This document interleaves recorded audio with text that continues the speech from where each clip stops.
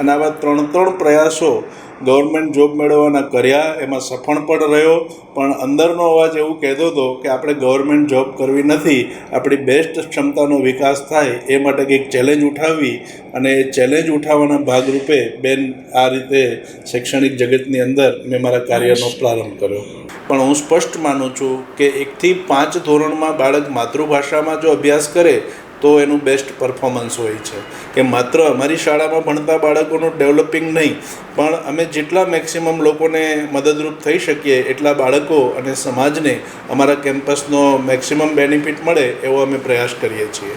અને આપણે ત્યાં ઘેલછા છે કે US જઈએ કે કેનેડા જઈએ કે ઓસ્ટ્રેલિયા જઈએ, પણ મિત્રો આપણા દેશની યુનિવર્સિટી, આપણા દેશનું એજ્યુકેશન ફોરેનની યુનિવર્સિટી કે ત્યાંના એજ્યુકેશન કરતાં જરા પણ નબળું નથી.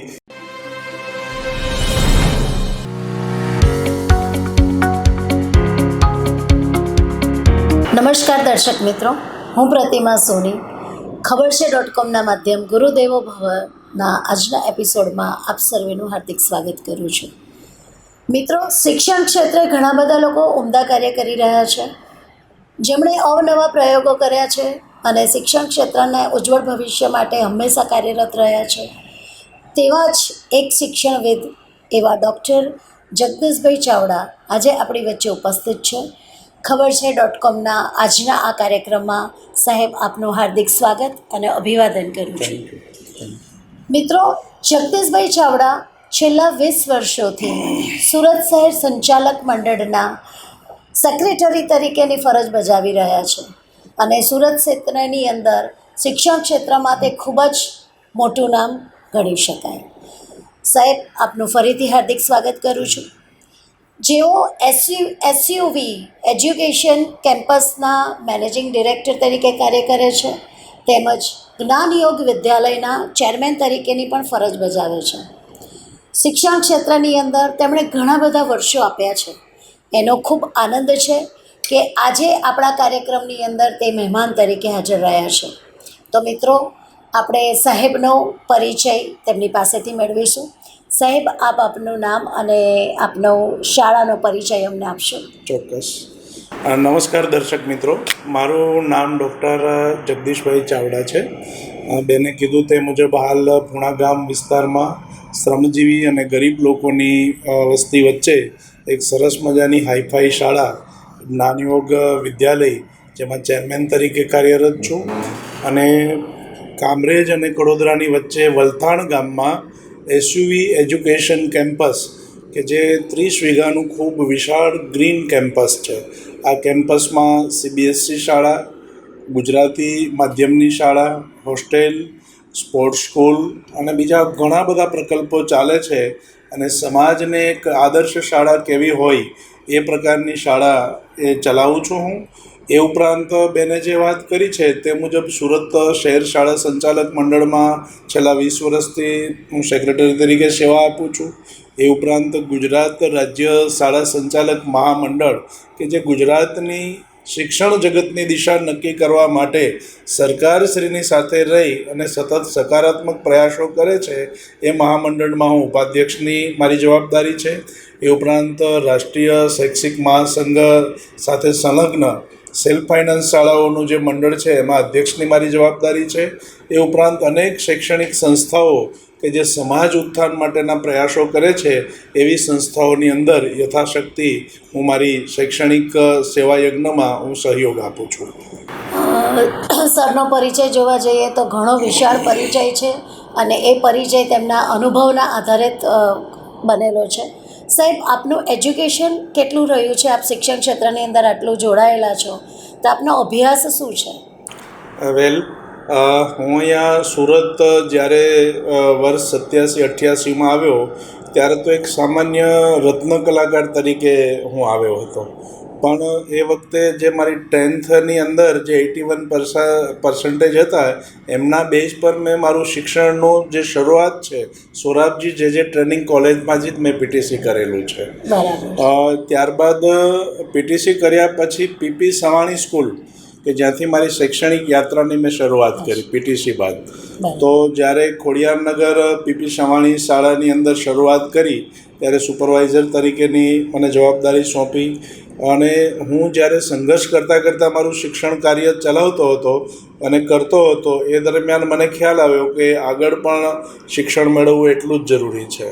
તો મેં પીટીસી કર્યા બાદ BA, MA, BEd અને ત્યારબાદ PhD સુધીનો અભ્યાસ મારો પૂર્ણ કરી અને જે શિક્ષણ માટેની આવશ્યક લાયકાત છે એ તમામ લાયકાતો મેં મારા શૈક્ષણિક ગતિવિધિઓની સાથે, શાળાના સંચાલન સાથે, આચાર્ય તરીકે કામ કરતાં કરતાં આ તમામ ઉપલબ્ધિઓ મેં મેળવેલી છે. આપના PhDના વિષયો કયા રહ્યા? વેલ મિત્રો, હું પ્રકૃતિનો ખૂબ મોટો ચાહક છું. એટલે સુરતમાં રહીએ એટલે સ્વાભાવિક છે કે દક્ષિણ ગુજરાતમાં ડાંગ હોય, તાપી જિલ્લો હોય કે પછી આપણા પૂર્વોત્તરના જે એકદમ સરસ ગ્રીન વિસ્તારો હોય ત્યાં ફરવાનું મને ખૂબ ગમતું અને એમાંથી મારે આદિવાસી સમાજની નજીક જવાનું થયું. એમની ઓળખની મને તક મળી અને એ તક મળતાં મને થયું કે આ સમાજનો વધારે અભ્યાસ કરી અને એના એવા કયા પાસાઓ છે કે જેથી કરીને એમને શૈક્ષણિક રીતે, સામાજિક રીતે, આર્થિક રીતે એના ઉત્થાનમાં હું મદદરૂપ બની શકું. એટલે સ્વાભાવિક છે કે મેં એ વિષય PhD કરવાનું નક્કી કર્યું. ત્યારે મેં ટ્રાઇબલ લોકોના જન્મથી મૃત્યુ સુધીના વિધિવિધાન, ઉત્સવો, તહેવારો અને એમની જે બધી બાબતો છે આર્થિક, સામાજિક, એના સમીક્ષાત્મક અધ્યયન એ વિષય પસંદ કરી અને લગભગ પૂર્વોત્તર વિસ્તારમાં 1,00,000 કિલોમીટરનો પ્રવાસ કરી અને એક આદિવાસી પરિવારની નજીક જઈ અને મેં એમને જાણવાનો, પ્રકૃતિને માણવાનો અને સાથે સાથે મારો અભ્યાસ કરી અને રિયલમાં જ્યાં પુસ્તક પણ અવેલેબલ ન હોય, મને સાઉથ ગુજરાત યુનિવર્સિટીમાંથી પણ આને રિલેટેડ પુસ્તકો નહીં મળતા હતા. MS યુનિવર્સિટીમાં પણ ગયો ત્યારે જ્યાંથી જે માર્ગદર્શકોએ મને કીધું કે અહીંયાથી બુક્સ મળશે, અહીંયાથી આ લોકો મળશે, એને પ્રત્યક્ષ મળવાનો પ્રયત્ન કર્યો, બુકો મેળવીને જાણવાનો પ્રયત્ન કર્યો. તો રિયલ આદિવાસી સમાજને નજીકથી ઓળખવાનો પ્રયત્ન કરી અને મેં મારો PhDનો અભ્યાસ પૂર્ણ કરેલો છે. ખૂબ સરસ વિષયની પસંદગી કરી છે સાહેબ. તમે આગળ જણાવ્યું કે તમે રત્ન કલાકાર તરીકે આવ્યા હતા. તો રત્ન કલાકાર તરીકે આવ્યા અને શિક્ષણ જગતની પસંદગી શા માટે આપણે કરી? કયા વિચાર સાથે શિક્ષણ જગતની અંદર આપે પ્રવેશ કર્યો? વેલ, બેઝિકલી હું શિક્ષણ સાથે જ જોડાયેલો હતો કે પણ કેટલીક સામાજિક પરિસ્થિતિને કારણે જ્યારે ગામથી અહીંયા આવવાનું થયું ત્યારે જે ફ્રી ટાઈમ હતો એમાં એનો સદુપયોગના ભાગરૂપે મેં રત્ન કલાકાર તરીકેની જવાબદારી, કામગીરી સ્વીકારી. પણ મારો મૂળ જીવ તો અભ્યાસનો જ હતો એટલે મને તક મળી તેમ મેં એ ક્ષેત્રમાં આગળ વધવાનો પ્રયત્ન કર્યો અને પહેલેથી જ શૈક્ષણિક ઉજ્જવળ કારકિર્દી હતી એટલે મને કોઈ જગ્યાએ પ્રવેશ મેળવવામાં પણ કોઈ મુશ્કેલી પડી નથી. અને બીજું બેન, મેં PTC પૂર્ણ કર્યા પછી ખૂબ સંઘર્ષના દિવસો હતા અને તે વખતે મેરિટમાં પણ સુરત જિલ્લામાં મારું પહેલું બીજું નામ હતું. મને ગવર્મેન્ટ જોબ પણ તરત જ મળી ગઈ PTC કર્યા બાદ. પણ અંદરનો જે માહિલો હતો એમનો એક અવાજ હતો કે આપણે આ સરકારી ગ્રેડમાં આવી અને સરકારી કામગીરી કરવી નથી, કંઈક ચેલેન્જ ઉઠાવી અને કંઈક નવું કરવું એવા ભાવ સાથે મને પ્રથમ ઓર્ડર મળ્યો. મેં ગવર્મેન્ટ જોબ નહીં સ્વીકારી. ત્યારબાદ જે પ્રાઇવેટ સેક્ટરની શાળાઓમાં કામ કરતા ઘણા બધા સંઘર્ષ થતા. ફરીથી પણ મેં એપ્લાય કર્યું તો બીજી વખત પણ ઓર્ડર મળી ગયો. ફરીથી પણ આ જ વસ્તુ રિપીટ થઈ અને આવા ત્રણ પ્રયાસો ગવર્મેન્ટ જોબ મેળવવાના કર્યા. એમાં સફળ પણ રહ્યો. પણ અંદરનો અવાજ એવું કહેતો હતો કે આપણે ગવર્મેન્ટ જોબ કરવી નથી, આપણી બેસ્ટ ક્ષમતાનો વિકાસ થાય એ માટે કંઈક ચેલેન્જ ઉઠાવવી. અને એ ચેલેન્જ ઉઠાવવાના ભાગરૂપે બેન આ રીતે શૈક્ષણિક જગતની અંદર મેં મારા કાર્યનો પ્રારંભ કર્યો. ખૂબ સરસ વાત. અત્યારે જ્યારે આપણે બધા જ લોકો ગવર્મેન્ટની નોકરી માટે લાઈન લગાવતા હોઈએ છીએ અને તેના માટેના પ્રયત્ન કરતા હોઈએ છીએ, તો તમારી વાત ઉપરથી એવું શીખવા મળે કે આપણે દિલનો અવાજ સાંભળીએ તો આપણે આપણું ગમતું કરી શકીએ છીએ અને આપણે ચોક્કસપણે સફળ થઈએ છીએ. સાહેબ, આપે જણાવ્યું કે આપનું કેમ્પસ એક ગ્રીન કેમ્પસ છે અને ખૂબ મોટું કેમ્પસ છે. આપના કેમ્પસની અંદર CBSE બોર્ડ, ગુજરાતી માધ્યમ વગેરે અને ગુજરાત બોર્ડ ઇંગ્લિશમાં મીડિયમ પણ ચાલી રહ્યું છે. તો આપની શાળાની એવી કઈ વિશેષતા છે કે જે અન્ય શાળા કરતાં આપની શાળાને અલગ તારવી રહી છે? વેલ, ખૂબ સરસ. પહેલી વાત તો એ કે ખરેખર શિક્ષણના મૂળ તત્વોમાં શાળા એવી હોવી જોઈએ કે બાળક એ શાળામાં પ્રવેશતા જ એને ગમે. તો પહેલું કામ અમે એ કર્યું કે અમારા કેમ્પસની અંદર એટલું સરસ ગ્રીન કેમ્પસ અમે બનાવ્યું અને એમાં બાળકોને જોડ્યા. તો અમારે ત્યાં કેમ્પસમાં 452 જેટલા વૃક્ષો છે. દરેક વૃક્ષો સાથે બાળકોની આત્મીયતા થાય તે માટે દરેક વૃક્ષ સાથે અમે બાળ મિત્રોને જોડ્યા અને એક એક વૃક્ષની કાળજી લેવા માટે 2-3 વિદ્યાર્થીઓની અમે કમિટી બનાવી અને એને જવાબદારી. તો એ વૃક્ષની અંદર એક પાંદડું પણ ઓછું થાય, એ વૃક્ષની અંદર એક જીવાત પણ અંદર આવે તો બાળક તરત રિપોર્ટિંગ કરે. તો અમે બાળકને જે કંઈ રિપોર્ટિંગના આધારે એ વૃક્ષમાં ખાતર નાખવાનું, એને પાણી પીવડાવવાનું, એમાં દવા છાંટવાની, આ બધું જ અમે બાળકના માધ્યમથી કરીએ છીએ. અને હાલ અમારા કેમ્પસમાં જે આંબાના વૃક્ષો છે એની ઉપર ખૂબ જ કેરી આવેલી છે. તો એ દરેક આંબાના વૃક્ષનો એક રખેવાળ વિદ્યાર્થી જ છે અને અમારી સંકલ્પના બેન એવી છે કે આ આંબામાં કેરી આવે તો મારા હોસ્ટેલના બાળકોને જ ખવડાવવી, અમારા વાલીને જ આ કેરી અમારે આપવી.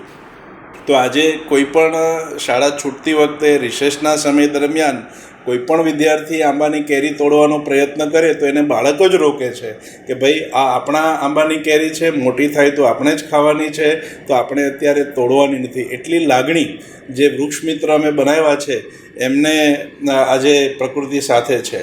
તો આટલું વિશાળ કેમ્પસ છે, વૃક્ષો સાથે જેટલી આત્મીયતા છે એટલી જ ત્યાં અમારે ત્યાં સરીસૃપ પ્રાણીઓ, સાપ પણ એટલા નીકળે છે, બીજા પક્ષીઓ પણ એટલા છે. તો આજે સમગ્ર કેમ્પસની અંદર લગભગ 30 જેટલા પાણીના કુંડાઓ, ચણ એ પણ બાળકો નાખે છે.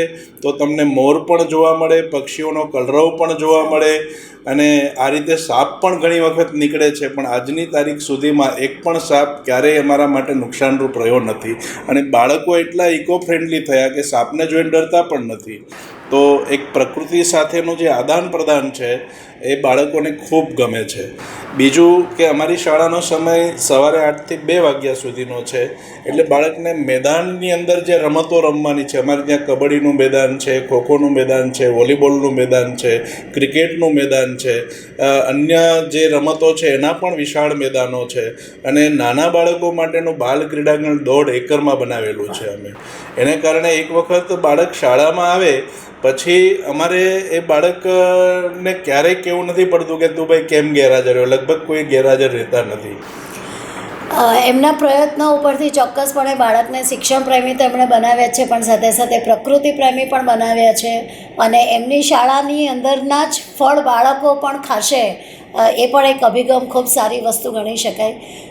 સાહેબ, અત્યારે વાલીની અંદર બોર્ડને લઈને વિવિધ પ્રકારની ઘેલછા જોવા મળી રહી છે કે ઘરનું વાતાવરણ ગુજરાતી હોય અને તે છતાં પણ બાળકે અલગ એવા બોર્ડની અંદર પ્રવેશ કરાવવો હોય છે, તો તે કેટલે અંશે યોગ્ય હોય છે? વેલ, સારો પ્રશ્ન છે મિત્રો. મારે એટલું જ કહેવાનું છે કે આજે સમાજમાં એક પ્રકારની માનસિકતા વધતી જાય છે કે અંગ્રેજી માધ્યમ એટલે ખૂબ સારું. એ ગુજરાત બોર્ડ ઇંગ્લિશ મીડિયમ હોય, CBSE ઇંગ્લિશ મીડિયમ હોય કે પછી ICSC બોર્ડ હોય, પણ વાલીની એક ઘેલછા વધતી જાય છે. સ્પષ્ટ રીતે માનું છું, મારી શાળા અંગ્રેજી માધ્યમની છે, પણ હું સ્પષ્ટ માનું છું કે 1 થી 5 ધોરણમાં બાળક માતૃભાષામાં જો અભ્યાસ કરે તો એનું બેસ્ટ પરફોર્મન્સ હોય છે. મારા બંને બાળકો એમનું પ્રારંભિક શિક્ષણ ગુજરાતી માધ્યમમાં જ લીધું છે. આજે ફ્લુએન્ટલી ઇંગ્લિશ બોલી શકે છે. એ વાતાવરણમાં આવ્યા એટલે ઇંગ્લિશ બોલવું એ કોઈ અઘરો વિષય નથી. પણ માત્ર આપણું બાળક બીજાની દેખાદેખીમાં અંગ્રેજી માધ્યમની શાળામાં દાખલ કરવું એ મારી દૃષ્ટિએ ખૂબ મોટો અને ખોટો ટ્રેન્ડ છે. એમાંથી આપણે બચવું જોઈએ. આપણા બાળકને શું ગમે છે, આપણું બાળક કેટલું બેર કરી શકે તેમ છે, એ વસ્તુને ધ્યાનમાં રાખી, બાળકોની ક્ષમતા કેટલી ડેવલપ થઈ શકે એમ છે એને ધ્યાનમાં રાખી અને જો આપણે શિક્ષણનું માધ્યમ પસંદ કરીએ ગુજરાતી કે અંગ્રેજી, તો મારી દૃષ્ટિએ ખૂબ સરસ રીતનું રિઝલ્ટ આવશે એવું મારું માનવું છે. આજે પણ બેન અમારે ત્યાં 10 પ્રવેશ માટે આવે છે, એમાંથી 8 પેરેન્ટ્સની ઈચ્છા ઇંગ્લિશ મીડિયમમાં દાખલ કરવાની હોય છે. માત્ર 2 પેરેન્ટ્સ જ ગુજરાતી માધ્યમમાં બાળકોને દાખલ કરે છે. એટલે થોડુંક દુઃખની વાત એ પણ છે કે ગુજરાતમાં રહીને આપણે ગુજરાતી માધ્યમનું મહત્ત્વ દિવસે દિવસે ઘટી રહ્યું છે અને ગુજરાતી મીડિયમની શાળાઓ અત્યારે સંઘર્ષ કરતી દેખાઈ રહી છે. પરંતુ સાહેબે કહ્યું તે ખરેખર ખૂબ સાચી વાત છે અને તે જ વાત એનઈપીની અંદર પણ કહેવામાં આવી છે કે 1 થી 5ના બાળકોને માતૃભાષાની અંદર શિક્ષણ મળે તો તે બાળકોનો વિકાસ ખૂબ સારી રીતે થઈ શકે છે. તે જે સાહેબે વાત કરી તે ખરેખર ખૂબ સારી વાત છે. સાહેબ, આપની શાળાની અંદર સ્પોર્ટ્સ સ્કૂલ પણ ચાલી રહી છે, તો સ્પોર્ટ્સ સ્કૂલની અંદર આપ કેવી રીતે બાળકોને અભ્યાસ કરાવી રહ્યા છો? વેલ, સ્પોર્ટ્સ સ્કૂલના જે બાળકો છે એ તો સ્ટેટ કોટામાંથી હોય છે, પણ મારું જે અવલોકન છે કે જે સ્પોર્ટ્સમાં બાળકો ટેલેન્ટેડ છે, લગભગ અભ્યાસમાં પણ એનું પરફોર્મન્સ ખૂબ બેસ્ટ હોય છે. અને અમારે ત્યાંથી સ્પોર્ટ્સને પ્રાયોરિટી, કારણ કે ખૂબ વિશાળ સ્પોર્ટ્સના મેદાનો છે, એટલે ઓબ્વિયસલી અમે પ્રયત્ન કરીએ કે અમારા બાળકોનું બેસ્ટ પરફોર્મન્સ થાય અને સ્ટેટ અને નેશનલ લેવલ સુધી પણ અમારા બાળકો ખૂબ ઉત્કૃષ્ટ દેખાવ કરે છે અને એનો અભ્યાસમાં પણ પરફોર્મન્સ ખૂબ સારું હોય છે. એટલે આજે જ્યારે મારે દુઃખ સાથે કહેવું પડે કે સુરત જેવા શહેરમાં શાળાઓમાં મેદાન કોઈ સંચાલકને, ટ્રસ્ટીને લેવું હોય તોય મળી શકે એવી સ્થિતિમાં નથી. અને જ્યાં સુરત શહેરની અંદર એસએમસી કે બીજા મેદાનો છે એ જાહેર જનતાના યુઝમાં આવતા નથી અને આવે તો પણ ત્યાં સ્પોર્ટ્સ કોચ કે સાધનો હોતા નથી, ત્યારે આજે આવડું મોટું સિટી આર્થિક પ્રગતિ કરે છે પણ શારીરિક પ્રગતિ એની ઓછી થતી જાય છે. ત્યારે બાળકો આજે આપણે એમ કહીએ કે ઇલેક્ટ્રોનિક ગેજેટ્સ કે બીજા ગેજેટ તરફ વળે છે, કારણ કે એને જે કરવું છે આ સમયમાં એ તો એમના માટે અવકાશ મળતો જ નથી. ત્યારે અમારે ત્યાં જે મેદાનની વ્યવસ્થા છે, સ્પોર્ટ્સના સાધનોની વ્યવસ્થા છે, એનો મેક્સિમમ યુટિલાઇઝ બાળકો દ્વારા થાય એવો અમે પ્રયાસ કરીએ છીએ. એટલું જ નહીં બેન, કોઈ નર્સરી હોય, અન્ય નાની શાળાઓ હોય જેમની પાસે મેદાન કે સાધનો નથી, એને પણ અમે વેલકમ કરીએ છીએ. એને પણ અમારા મેદાનનો યુઝ કરવા માટેની, સાધનો યુઝ કરવા માટે અમે વિનામૂલ્યે સુવિધા આપીએ છીએ. કારણ કે અંતે તો સુરત શહેરના બાળકો હોય કે ગુજરાતના બાળકો હોય, આ દેશના જ નાગરિકો છે. અમે એ આશયથી કામ કરીએ છીએ, અમારું ટ્રસ્ટ પણ એ આશયથી કામ કરે છે કે માત્ર અમારી શાળામાં ભણતા બાળકોનું ડેવલપિંગ નહીં, પણ અમે જેટલા મેક્સિમમ લોકોને મદદરૂપ થઈ શકીએ એટલા બાળકો અને સમાજને અમારા કેમ્પસનો મેક્સિમમ બેનિફિટ મળે એવો અમે પ્રયાસ કરીએ છીએ. ખૂબ સરસ વિચારધારા છે અને સાહેબ, કહેતા મને આનંદ થાય છે, કારણ કે હું પોતે પણ સ્પોર્ટ્સ પર્સન છું અને હેન્ડબોલની નેશનલ પ્લેયર રહી ચૂકી છું. એટલે મને ખબર છે કે જીવનની અંદર સ્પોર્ટ્સનું કેટલું મહત્ત્વ છે અને સ્પોર્ટ્સના કારણે આપણા પોતાના પર્સનલ લાઈફની અંદર એક ખૂબ સારા પ્રમાણમાં ડિસિપ્લિન આવે છે, કોન્ફિડન્સ વધતો હોય છે અને તમે એક સારું ટાઈમ મેનેજમેન્ટ શીખી શકો છો. તો તમે આ સ્પોર્ટ્સના માધ્યમથી વાલી મિત્રોને શું સંદેશો આપવાની ઈચ્છા રાખો કે અત્યારના સમયમાં તમે જેમ અત્યારે તમારી વાત કરી કે ઇલેક્ટ્રોનિક ગેઝેટથી છોકરાઓ વધારે આકર્ષિત થયા છે અને ફિઝિકલ ફિટનેસ અથવા બહાર રમવા પણ નથી જતા, તો એ ભેદરેખાને આપણે કેવી રીતે તોડી અને બાળકોને મેદાન તરફ આકર્ષિત કરી શકીએ? વેલ મિત્રો, આજે સમગ્ર ગુજરાતમાં વાત કરું તો આપણા ગુજરાતમાં ટ્રેન્ડ જે શારીરિક ફિટનેસ તરફ હોય તો ખૂબ ઓછો છે. એને કારણે આજે આપણે જોઈએ કે સ્પોર્ટ્સ કોટાની અંદર સરકારશ્રીની પણ એટલી બધી યોજનાઓ છે કે જેની અંદર આપણા વિદ્યાર્થીઓ બેસ્ટ પરફોર્મન્સ કરે તો એમને આગળના સ્ટડીથી લઈ જોબમાં પણ આપણી સિક્યોરિટી ગવર્મેન્ટ તરફથી મળે છે, ઘણા બેનિફિટ્સ મળે છે. તો એનો લાભ ગુજરાતના લોકો ઓછામાં ઓછા લે છે. એ ઉપરાંત આઈએએસ, આઈપીએસ કે પછી પોલીસ ડિપાર્ટમેન્ટ હોય કે અન્ય એવા મિલિટરીના અલગ અલગ ડિપાર્ટમેન્ટ હોય, ત્યાં ગુજરાતના લોકો ખૂબ ઓછું પરફોર્મન્સ કરે છે. કદાચ લેખિતમાં, ઓરલમાં આપણા છોકરાઓ પાસ થાય છે, જ્યારે ફિઝિકલ ફિટનેસની અંદર આપણા છોકરાઓ ફેલ થાય છે. એનું કારણ નાનપણથી જ આપણા બાળકો, ખાસ કરીને સુરત સિટી હોય કે મેગા સિટી હોય કે ત્યાં બાળકોને મેદાનનો લાભ મળતો જ નથી અને પેરેન્ટ્સ પણ બાળકને વધારે વેકેશનની અંદર રમતો હોય, એની રુચિ પ્રમાણે કોઈ રમતમાં ભાગ લેતો હોય તો એને રમત કરતાં એને શાળામાં પુસ્તકમાં જ રચ્યો પચ્યો રહે એવો આગ્રહ એમનો હોય છે અને રમતને પ્રાયોરિટી આપવા કરતાં એ માર્ક વધારે કેમ મેળવે એની તરફ પ્રયાસ કરતા હોય છે. પણ મારું વાલી મિત્રો આપને સ્પષ્ટ કહેવાનું છે કે જેટલો બાળક રમતગમતમાં પ્રવીણ હશે એટલું જ એમાં બીજા ઘણા બધા પરિવર્તનો આવશે. શારીરિક ફિટનેસ તો એની આવશે જ, એ ઉપરાંત એની તંદુરસ્તી, એનું બ્રેઇન એ પણ એટલા પાવરફુલ થશે કે ભવિષ્યમાં બિઝનેસ કરશે તો પણ સફળ થશે, અભ્યાસ કરશે તો પણ એની અંદર સારી સફળતા મેળવશે. એટલે માત્ર એને પુસ્તકનો કીડો બનાવવા કરતાં મેદાનમાં પણ રમતો થાય એવો એક એને પ્રયાસ કરવામાં સહયોગી બનજો. સાહેબની સાથેની આપણે વાતો ખૂબ સુંદર રહી. સાહેબ, અંતમાં તમે અમારા દર્શક મિત્રોને શિક્ષણ ક્ષેત્રને અંતર્ગત શું સંદેશો આપવાની ઈચ્છા ધરાવો છો? દર્શક મિત્રો, શિક્ષણ એ ખૂબ વ્યાપક ક્ષેત્ર છે અને આજે મારે એટલું જ કહેવાનું છે, હું તો દુનિયાના ઘણા બધા દેશો અને ઘણી બધી યુનિવર્સિટીનો મેં પ્રવાસ કરેલો છે, પણ આજે આપણા વિદ્યાર્થીઓની જે ટેલેન્ટ છે એ ખરેખર બેટર ધેન બેસ્ટ છે. શ્રમ કરવાની જે એની ક્ષમતા છે એ પણ દુનિયાએ સ્વીકારેલી છે. એટલે આજે સમગ્ર વિશ્વની યુનિવર્સિટી ભારતના વિદ્યાર્થીઓને બોલાવે છે. પણ મારે આપ સૌને એક અપીલ કરવી છે કે આપણે જેટલું બહારનું દેખાય દૂરના ડુંગર રળિયામણા અને આપણે જ્યાં ઘેલછા છે કે યુએસ જઈએ કે કેનેડા જઈએ કે ઓસ્ટ્રેલિયા જઈએ, પણ મિત્રો આપણા દેશની યુનિવર્સિટી, આપણા દેશનું એજ્યુકેશન ફોરેનની યુનિવર્સિટી કે ત્યાંના એજ્યુકેશન કરતાં જરા પણ નબળું નથી. તો આપણા દેશની યુનિવર્સિટીને આજે આપણો દેશ જે શિક્ષણમાં કે અન્ય આર્થિક ક્ષેત્રમાં જે કરવટ લઈ રહ્યો છે અને જે શૈક્ષણિક ગુણવત્તામાં સુધારો થઈ રહ્યો છે, શિક્ષણ મેળવ્યા પછી જે જોબનું અહીંયા જે એનું સર્જન થઈ રહ્યું છે એ આજે વિદેશમાં નથી. વિદેશના લોકોની ઉલટાની આપણા દેશ તરફ નજર છે. ત્યારે આપણી સંસ્થાઓમાં વિશ્વાસ કરી અને ઉચ્ચ શિક્ષણ માટે આપણા બાળકોને બહાર મોકલવા કરતાં અહીંયા ભારત દેશમાં જ બેસ્ટ યુનિવર્સિટીમાં એજ્યુકેશન મેળવે અને અહીંયાની જ બેસ્ટ સંસ્થાઓની અંદર કામ કરે અને આપણા દેશને આગળ લાવવા માટે આપણે જ એના માટે આધારરૂપ બનીએ, આપણા બાળકો જ એના માટે આધારસ્તંભ બને એવો પ્રયત્ન આપણે કરીએ તો આપણો દેશ 21મી સદીમાં સમગ્ર દુનિયાની મીટ આજે આપણા દેશ તરફ છે. એ વધારે આપણો દેશ મજબૂતીથી આગળ આવશે અને દુનિયાના લોકો આપણા દેશમાં આવશે એ દિવસો દૂર નથી, આવું મારું સ્પષ્ટ વિઝન છે. અને આપ સૌને અપીલ છે કે આપણા દેશને આગળ લાવવા માટેનું જો સૌથી મોટું માધ્યમ હોય તો માત્ર ને માત્ર શિક્ષણ છે.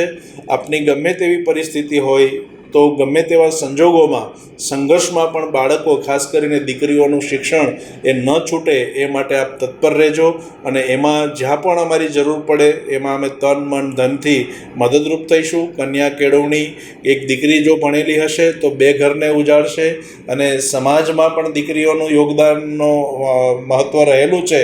તો દીકરી આગળ આવશે તો એમનો પરિવાર પણ ખૂબ આગળ આવશે. એટલે માટે દીકરીઓના શિક્ષણમાં જરા પણ કચાશ ન રહી જાય એ માટે આપ સૌ પ્રયત્ન કરજો એવી પ્રાર્થના સાથે મારી વાતને અહીંયા પૂર્ણ કરું છું. વંદે માતરમ. ભારત માતા કી જય. ખૂબ જ સરસ વાત કરી સાહેબે કે ભારતનું જે યુવા ધન છે તે ભારતની અંદર જ રહે તો આપણો ભારત દેશ ખૂબ જ ઝડપથી પ્રગતિના પંથે આગળ વધશે. સાહેબની વાતો અંદરથી ઘણું બધું જાણવાનું અને ઘણું બધું શીખવાનું મળ્યું. સ્પોર્ટ્સની અંદર પણ જે વાલી મિત્રો પોતાના બાળકોની અંદર સ્કિલ હોય તો ચોક્કસપણે તમારા બાળકોને સ્પોર્ટ્સની અંદર રસ હોય તો એને આગળ વધારશો. શિક્ષણની અંદર પણ અવનવા પ્રયોગો તેમણે કર્યા છે અને તે પ્રયોગો સફળ રહ્યા છે.